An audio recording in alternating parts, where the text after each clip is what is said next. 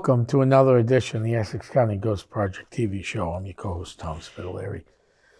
Bill is off on assignment today. He'll be back next month with me.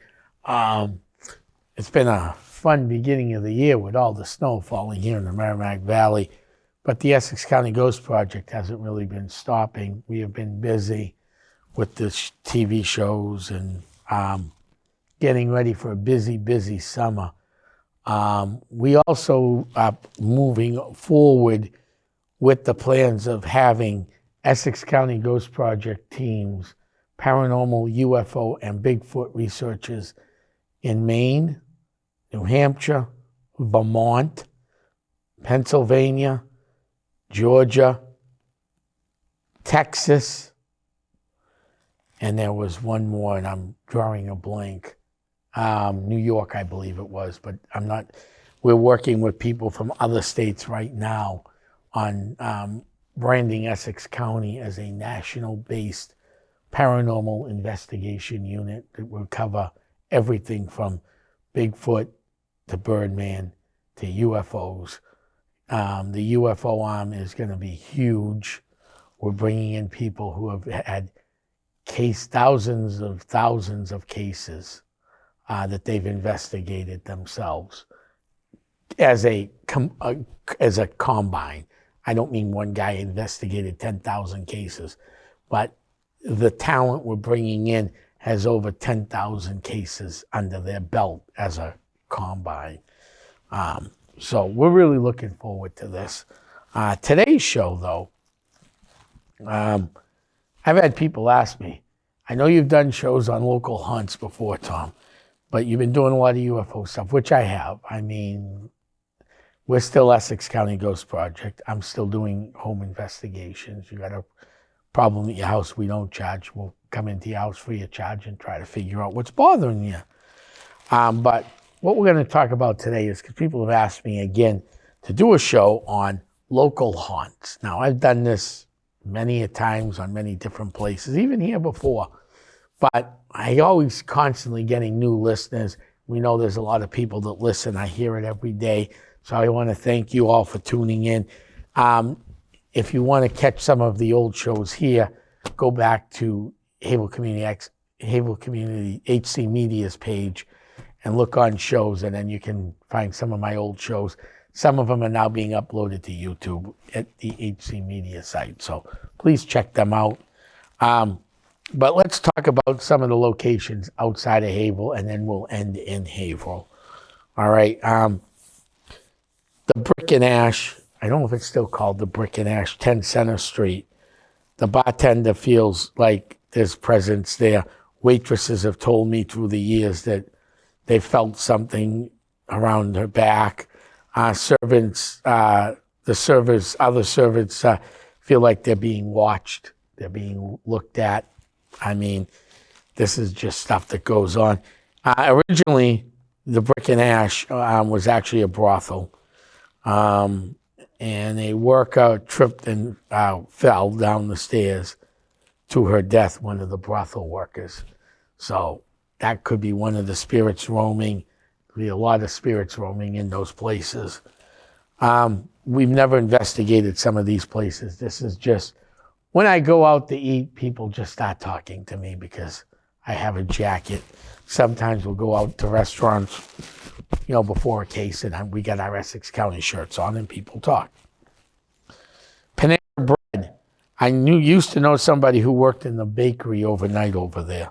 It's not the Panera Bread, but I'm using Panera Bread as the location. In the parking lot, they've seen two children running around. She's had her keys. She no longer works there, but inside the bakery, she's had her keys moved. And the lights turn on and off in the middle of the night as she was working there. But like I said, this baker no longer works there. Right next door to Panera Bread is Bertucci's. Go into Bertucci's, sit in the back of the room. Stories of a female presence and talking to people over there.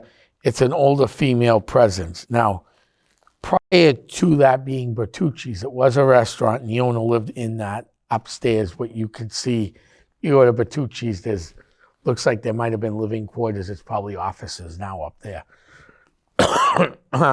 And downstairs is the restaurant. But that's where somebody had lived. And that was always a restaurant. And there's a presence of an older lady there. There's Native American presence. Employees, again, feel like they're being watched wherever they go in that place. So that's another great haunting. Studio 2 near exit 59 in Exeter, New Hampshire. Now we're going to move a little further away.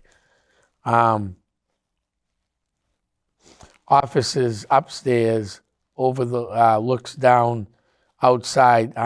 Books, flowers have been thrown off the shelves in that place. Actually, we investigated this place years ago and found that there was some activity in there. Dark figure seen in the window. Now, dark figures, folks, don't mean bad. It just means it's a dark figure. And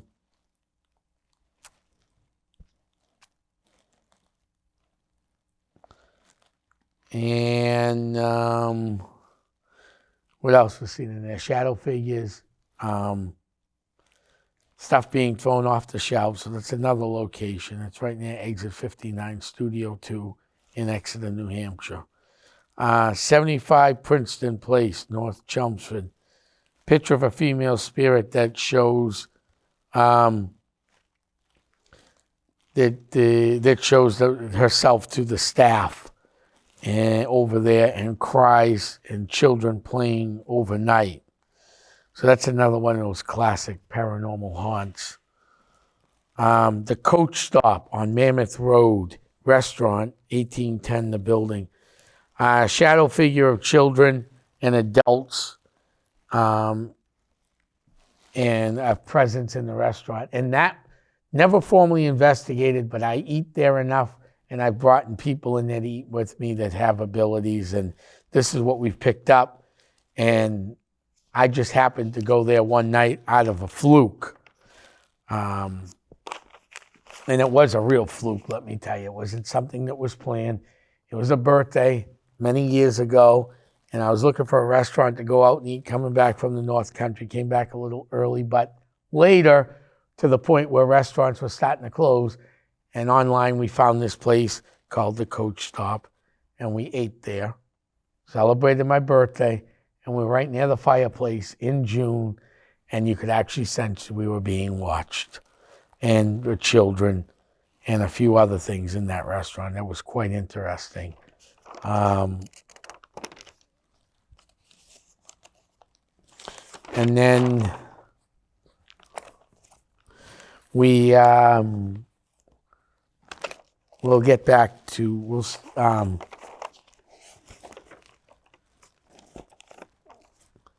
we have right here the old Whittier Hotel in downtown Haverhill. Keys moved when this was the sports bar many, many years ago. Essex County went in there and investigated. Keys moved, shadows, and in the basement, it's still all original, and waitresses of the old restaurant were afraid to go down there because they felt like they were being watched, stalked, black shadow figures, which doesn't mean, that doesn't mean it's negative entity. It just means they're seeing dark figures. Shadows upstairs in the restaurant, near the bathrooms, down in the basement, near the break rooms. People have sensed things, weird things, feeling of being watched. That building is old. It has a great history to it. So you're going to have that issue. So that's some of the further away haunts. Here in Haverhill, we'll start something that I'm very familiar with. My old college. It's now a Bible college. Bradford Academy, Bradford College, Academy Hall, Denworth, Hazeltine, the tunnels, the Tupelos that are all back that have now been moved into condos, and the little church all have activity. Academy Hall, there was a lady in white seen coming down the stairs from the second floor. There used to be an observatory upstairs that was closed to the public. There was another lady in white that was supposedly murdered up there. Luckily, before the college closed, I got to go up into the old observatory that was always closed while I was in college over there. Denworth Hall, which is the one that's on the National Register that's falling apart. Shadow figures, I had a class in there once. I had friends that took plays and acting classes in there and stuff. And they always told me they always felt like they were being stalked and watched in that place. Nothing negative. I always felt like they were just former students walking around. Hazeltine Hall, that's the main hall if you're out front to the left. That was the main classroom, and almost every class I ever been in there, you could feel something tugging at my shirt. People would see things out of the corner of their eyes that weren't there. We'd be talking before class, because sometimes you get to class early, and especially when you do, like me, I did a lot of morning classes. So there weren't a lot of morning classes, and I mean 7:30 in the morning start time classes. Most students who go to a private college don't start. Most of the classes started after 9, 10 in the morning. So you'd be sitting in your class waiting for the professor to come in, 7:30, get there at 7, 7:15 with my coffee and my sandwich from wherever. And I'm just eating because I was a commuter student. And then some of the students would come in that were friends, and we're just sitting there chatting, waiting for class, obviously. And you could hear something running down the hallways or running upstairs going, there's no classes upstairs. So that was always fun. When I started in college, computers were just big, just hitting big. I never had a computer at home. Now I have a laptop, as you've seen me with before. But I would do most of my work, and it would take me a long time because up until recently, I was one of these typists. And at that time, the classes I was taking, being a history major, probably science double major there, you had to write a lot of papers, and they all had to be typed out. So I'm always in the computer lab. Computer lab was at the bottom of Hazeltine Hall. And that lab would stay open till about 12:30, 1 o'clock. And sometimes during finals and midterms, maintenance guys would forget to lock up the computer lab. The night guy, so you could stay down there. So if you look at Hazeltine, Academy Hall, and you got the two Denworth and Hazeltine here, you can actually see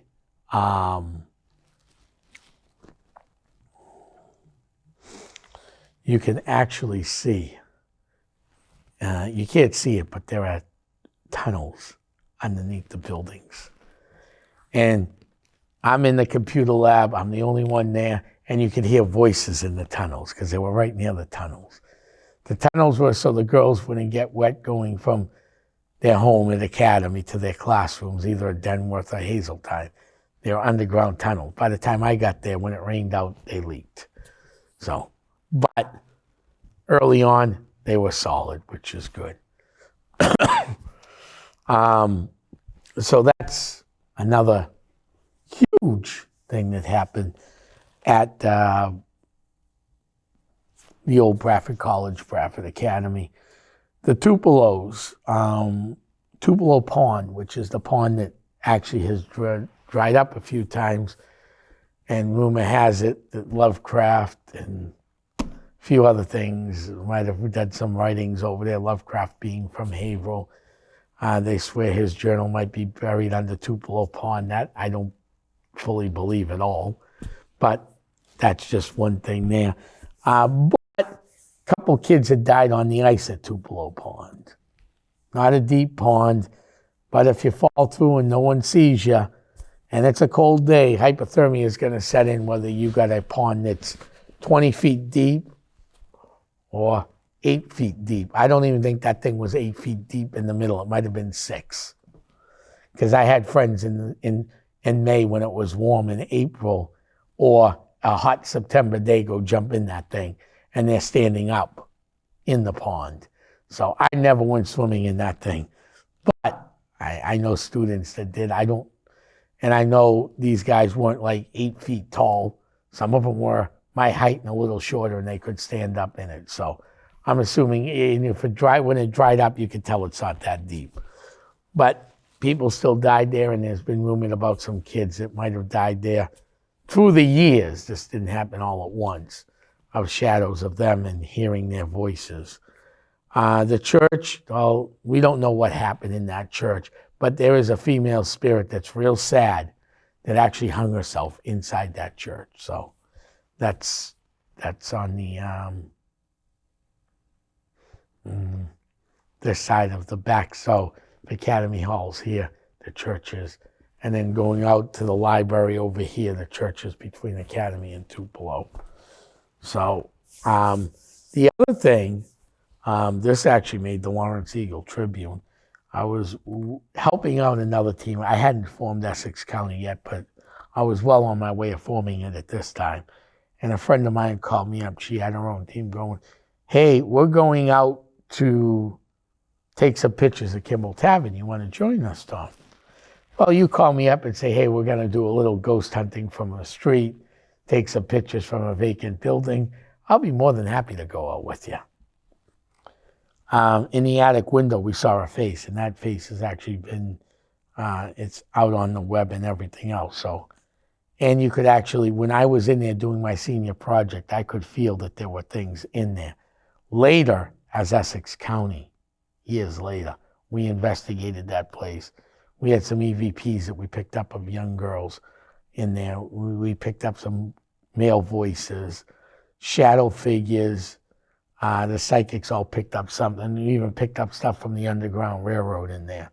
So it's quite the interesting historical place. Going down the list, we could talk about Pawtucket Burial Ground, the Phantom Rider in there, the Mysterious Girl, plenty of orbs. Cemeteries in Maine are actually called above ground museums, and that's because they tell the story of your town. And Pentucket's no different. You have people that died from disease, from throat distemper to flus, to different outbreaks. And it actually tells the story of the town when you have families that are dying every other day from these diseases. You can go back and look and see what hit the town at different times, or the city, now city, obviously. But Phantom Rider, Mysterious Girl, plenty of orbs. One night, there was an event locally, and David Wells and Gavin Cromwell were in Haverhill. David Wells was a psychic medium from England, and so wasn't Gavin Cromwell. And not David Wells, the baseball pitcher now from the Red Sox and the Toronto Blue Jays. People listening at home, wrong David Wells. So we went up. I took a group of people up there, and we felt something at the top of the hill. So we took the top of the hill, we marched it. That night, my phone disappeared. The next day, we covered the whole cemetery looking for my cell phone. Could not find it. Had to go get a new cell phone, lost everything. That was before the iClouds. 2 years later, I'm cleaning the old Bradford burial ground, which we'll talk about in a minute. And this guy who had a landscaping business started cutting the Pawtucket burial ground and keeping it up for the city. Then the city, I don't know, they struck a deal with the city, hence why it's always clean and looks good. Guy does a great job. They found the phone. They left it on the stone. They told me what stone it was, so I went back and we weren't even near that side of the cemetery, and that was my old cell phone, which I still own. I don't use it. It was a flip phone. I still had the charger. I plugged it in, it turned on, but 2 years later, but I still own the phone. That was real interesting. And then one day I picked up this book called The Witch's Guide of New England. And on page 65 of the book. And the reason I'm saying this is because this is a private home. I'm not going to give out the address, but the Moses Day Homestead on Main Street in Bradford, right near the North Andover line. Family wrote about Moses Day. The house itself actually had never got in there, but shadow figures have been seen in that house. So a family member wrote that in that book, and it's on page 65. Haverhill Public Library does have a copy of that page because I gave them a copy of that page. So if you ever want to go check it out, read it there. And then we have the Jewish cemetery in what I call now the Canosa Triangle, which I've done a show on. You go back and look at the old show here at HC Media on the Canosa Triangle. The 9 o'clock goes, so when the picture was taken, it looks like 9 o'clock on a clock. Orbs, spectral lights. Actually had a team member taken over in there that I actually had to call a friend, pick her up, put her in a pickup truck and drive her out of there because we couldn't get her into one of the vehicles. Next to the Jewish cemetery is Suicide Pond, and that's in Whittier's poetry where two lovers went there and died. They committed suicide. That's right next door to the Jewish cemetery. Behind the Jewish cemetery is Whittier's Haunted Bridge. And that is now a stone bridge. It used to be a wood bridge. One side went out behind Whittier Votech, and the other side would come out on Bridge Street, which is, I believe, Groveland Road or Georgetown Road on 110. It's a small dead end, but if you cut through the woods there, it takes you right to the intersection of the Haunted Bridge, which is Bridge Road, and the road that goes, the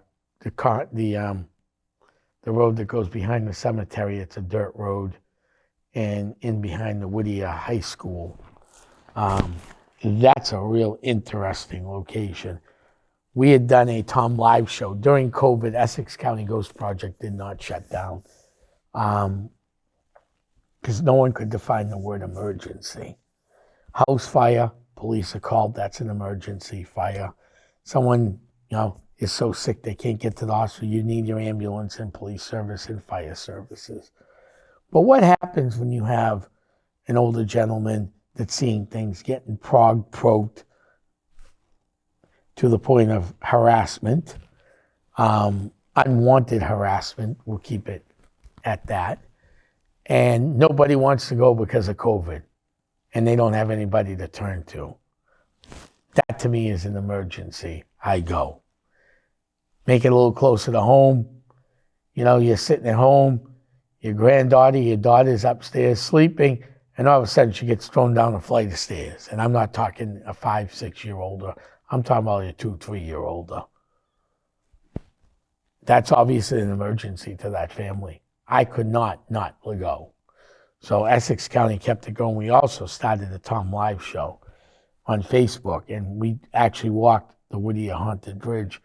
And one day we were using a hotspot because there was not a lot of room out there for, to go live on Facebook and make sure you had it all. So I had a hotspot and it was working great. But it felt like you had spider webs over your head the whole time that day. You felt like you were being watched. It was quite an interesting, and then even the hotspot cut out. That on one of those. So when the hotspot cut out, the live feed went down. So, it was quite an interesting day. That day we were there. We went back 3 days later with more investigators. And as I'm walking down the road, if you're driving down 495, there's that rest area in Haverhill next to, I think it's called something Brook.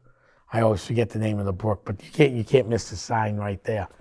Before the Merrimack exit, there's a pull-off for trucks. So when you're walking down the Bridge Road over there, where the Whittier Haunted Bridge is, there was a trail that went up. The road goes this way. There was a trail that went up. And I saw a guy in dungarees or jeans, whatever you want to call them, a jean jacket. It was like an April or May day. It wasn't like ice cold. It was a good day out. And he walked up the trail, and I went to say hi to the guy. Yeah, might as well. We're all out in the woods walking. Nice day. Guy went around the corner and disappeared. We don't know where he went to, but it was a young kid with a dungaree jacket on and jean jacket, whatever I call them dungarees still. He had dungarees on. You don't see that. That looked like something out of the 70s. So that made it interesting. And then, of course, you have the Countess and her gravesite in the same area, the Canosa Triangle. She's been seen walking the streets over there. Her stone is not even at the graveyard because people were destroying it. It's safely being stored somewhere, and I'm not going to say where, but I know where it is, but I'm not going to do it. So that's another one. Not too far out of Haverhill in North Andover on Haggett's Pond. Not North Andover, Haggett's Pond. There's a place called Turtle Mound. It's one of those old stone structures of New England. And when I was with New England Ghost Project, we actually investigated that. And Maureen, the psychic, ended up channeling inside the mound. It's at least 14 to 1800 years old. So we know there were people living here besides Native Americans 1800 years ago. And it's quite interesting. Some of the stuff we got in shadow figures in there. Maureen channeled something. And it was all friendly, but it just, if you ever get a chance, go check it out because that's even more interesting. Not too far again down the road in Boxford is the old witch house. That was in a book, Encyclopedia of Haunted Locations. The house is located in Boxford. The lady was a convicted witch during the witch hysteria.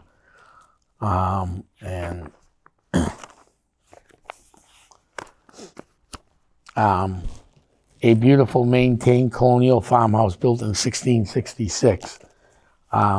It's a ghostly manifestation, and the house has been known to haunt the place for many generations. It's believed to be the ghost of Mary Tyler, who was condemned as a witch in 1693 and lived in the house as a young woman.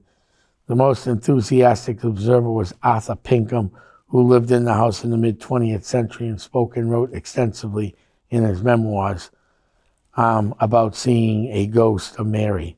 Pinkham is the grandson of Lydia Pinkham, the inventor and of the famed woman tonic or medicine in Salem, Massachusetts. So that's a quick overview of that.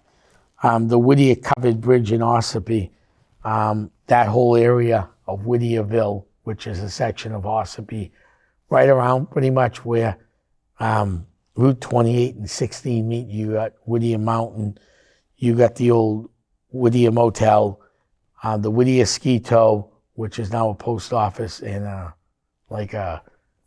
store that you can buy things, New Hampshire things, great little store, and a McDonald's in that parking lot. Down the road you have the Whittier train station, which is no longer in use, but a lot of Bigfoot hearings out there. We're getting ready to launch an investigation in that area. Down the road on the other side was the Whittier Fun Park. That was a water park. It's now an empty lot. But there's been stuff seen over there. And the Whittier Covered Bridge, we had walked out there one day and you could smell smoke and there was nothing seen. And someone I was with saw a group of Native Americans sitting around the fire, looking like they're getting ready. And then I tuned in on them. So that's the Whittier Covered Bridge, also known as the Ossipee Triangle. So that's just some of those great locations in the area. Oh, one of the biggest stories that came out of Haverhill, the Witch's Curse of Bucksport, Maine. I'm going to briefly go over this because we're near the end of the show. But Jonathan Buck was from Haverhill. He had a mill at the bottom of Mill Street, which is now Linwood Cemetery, okay? But the brook went right through. They actually piped the water off and carved it out. But there was a mill at the end of Millbrook Road. You see the old maps, and the water comes down. He wanted to put a mill in there, and the town said no. They ended up throwing them out, so he got the land granted of Bucksport, Maine, named after him, Jonathan Buck, and he got a witch, and I put witch in quotes because it's all the same time frame of the Salem witch hysteria. Actually, this was reprinted later than this, but this was in the 1780s. So when he died in 1718, they put a big stone of him up in Bucksport, Maine, and the witch that he convicted, the lady's leg is carved into a stone, and it wasn't done by man either. So that's a real interesting legend. There's many books written on this one.